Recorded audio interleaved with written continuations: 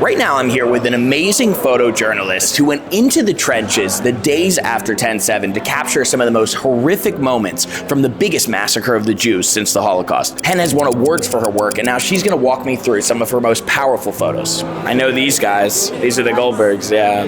This is actually a super powerful moment. Her faith is so strong, it was inspiring in a sense. She was like, I'm not feeling too comfortable today. How should I stand? Like, what should I do? And I just looked at her and I said, stand how you feel. Right. And she just fell into his arms. It was the first time they were photographed after. It's really unforgiving what we've had to go through. And I think the emptiness is what speaks to me. It's like Jews we're mourning with each other, but look, there's no one else. This was when I first went down to Be'eri. This is a house, as you can see. Most of the homes actually in Be'eri looked this way. How did you get in? Because a lot of this wasn't open to the public. I actually joined Zaka. These are true heroes. They're the angels on earth. And what compelled you to sneak in? On October 8th, after seeing the footage that had come out from Hamas and from Gaza, I knew that I don't know what's happening tomorrow, I don't know what's happening in months to come or years to come, but whatever is happening is our history unfolding. This is in Be'eri. I started a project with the J-Post, going to interview and photograph hostage families. And that was the mother? This was the mother. Do we know what was his fate?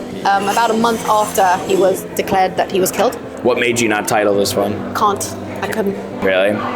Because what do you call it? Grief?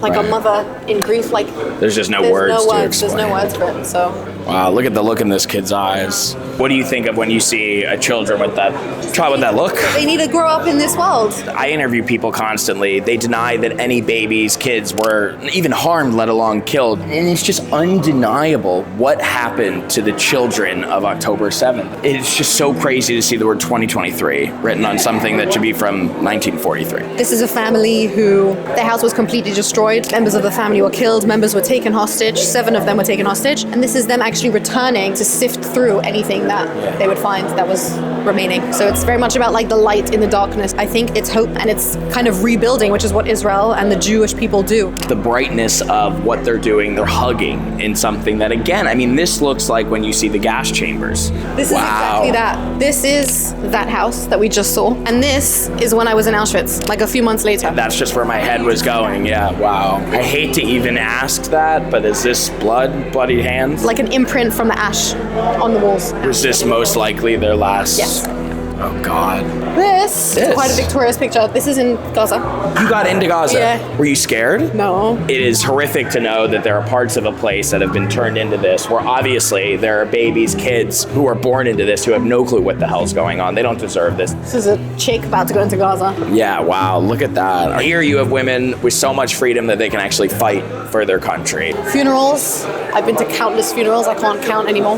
What was it like going to so many of these funerals? Extremely difficult. And you can't capture the wailing sounds. You can't capture sound. Let's go to this last piece, and I'm glad we're met with a Zaka worker because you were actually here on this day, correct? Yes, exactly. Okay, so tell us a little bit about this one. This one's called Tukuma. Tukuma. What does that mean? To rebuild, it's Rebuild. to Come from the darkest corner and really raise up. So actually, when this photo was taken, you and the Zaka volunteers were davening mincha. They were actually doing a prayer right under here. And this is where the cars from the Nova Festival are all now collected and they're piled up. As you were davening, a plane came and did a ribbon of return. Wow. You somehow managed to find positivity in so much pain, and that's to me what this photo represents. How do you do that? Well, it's not easy to fall asleep at night for sure. Those moments will be with us for the rest of our life.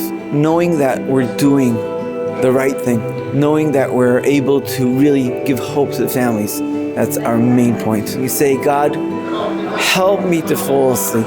Yeah. Because when we close our eyes at night, we see horrific things that you cannot imagine in your life. Yeah. I come into the burnt house and I look in the rebel and I find 3 mezuzahs. My father, his wife, and 2 kids were in that room for 48 hours. The house was on fire.